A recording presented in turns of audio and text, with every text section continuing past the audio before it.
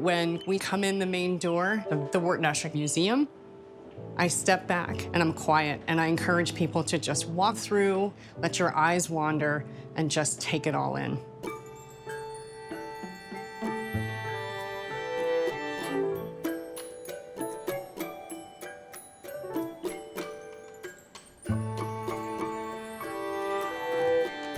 This is a space that is a total work of art, from the exterior walls to the hand-carved spoons in the kitchen. Those lines between what is work and what is home were very much blurred for Esherick. He had that ingrained sensibility about what home means, what comfort means, what function means, and what beauty means. I have seen people walk into this space for the first time and cry. They get very quiet, they get very animated.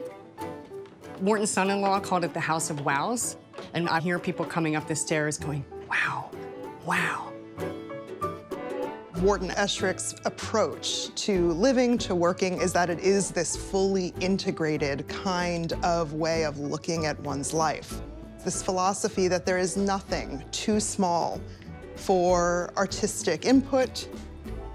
What he wanted to express aesthetically wasn't only in furniture. It came out in sculpture, it came out in prints, it came out in all sorts of other forms of making, and so why couldn't it come out in a coffee cup? My single favorite element of the studio is in this space, and it's the hand-carved heat return in this wall. Wharton solves a problem, does it in a way that is fun and incredibly beautiful. Wharton Esherick was trained as a painter at the Pennsylvania Academy of the Fine Arts. He married Letty Nofer in 1912, and they had 3 children. He started out with advantages that many people don't have. He had an inheritance that allowed him to buy this property, and for the better part of 16 years tries to build a career as a painter. The family lived in the farmhouse. In 1926, Wharton decided that he needed a workspace that was apart from the farmhouse. Then he came up the hill and built a studio. On his daily commute, Wharton came up to the studio through the woods, moving through the material that he would turn into his artwork. Although Wharton Esherick lived on a rural hillside, he was by no means isolated. He had many artist friends, including Henry Varnum Poor, who made these portrait plates of the Esherick family. Henry Varnum Poor has chosen to make these really lovingly done expressive portraits on a utilitarian household object rather than on a canvas. Wharton Esherick and Henry Varnum Poor had in common the fact that they were both building handmade homes of their own. They were very interested in a kind of intentional living, organic farming, growing your own food, making your own clothes. You're actually building a world for yourself to live in. Esherick moves into doing these kinds of functional crafts on the side. He's building things for his family, building things for his friends, and then it grows into this other profession. He approached furniture making as sculpture, but with the added consideration of how people would live with the objects. So the cabinet desk, if you push gently on either side, it will open. The doors have stays to keep them where they need to be, so that your writing surface can pull out and rest on these bars affixed to the side of the door, and then your drawers for whatever you might be working on. And Wharton took a cue from the refrigerator light and put these little pressure-sensitive lights in the drawer with storage behind. He was a problem solver, and if he could do so in a way that was both fun and beautiful, that was the sweet spot. Wharton and Letty, they were 2 really very creative people. Sadly, their marriage unraveled. That's when Wharton moved up to the studio full-time. He eventually sculpted it into an inhabitable work of art. Esherick considered all of his furniture making to be sculpture. He was also a very organized person, as you can see in the drawers. He laid out all of his shirts in a single layer, very nicely folded.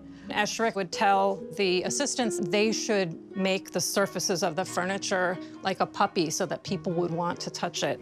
We have a hard time telling visitors not to touch the furniture because it just beckons in that way. For Esherick, furniture and sculpture are part of the same conversation, that sculpture is furniture and furniture is sculpture.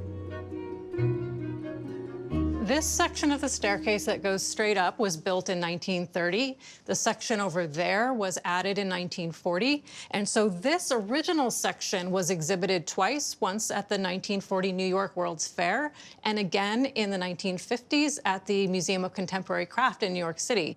In order to make this more easily disassemblable, these bolts loosen and the treads come out.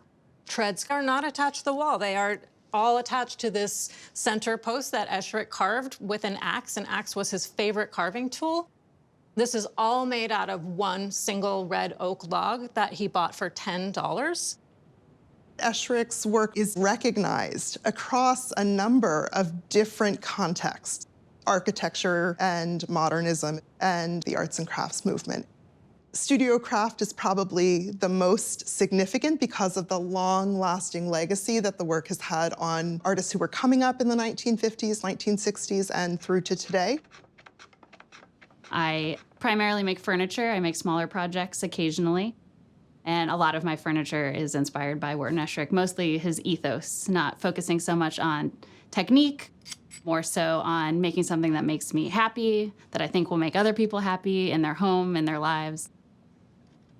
This picture frame is inspired by the woodcut prints that Esherick did. So a lot of like texture, a lot of lines, a lot of interesting shadows. It plays with light and shadow. I think there's more of a movement back towards craft, getting your hands actually on things. It's very important to me to pass on the traditions, and I love talking to people about the process. It's hard to not be inspired by the environment that we're in. In 1956, Esherick built a workshop on this site, and he went to Louis Kahn to design it. It was an absolutely happy collaboration.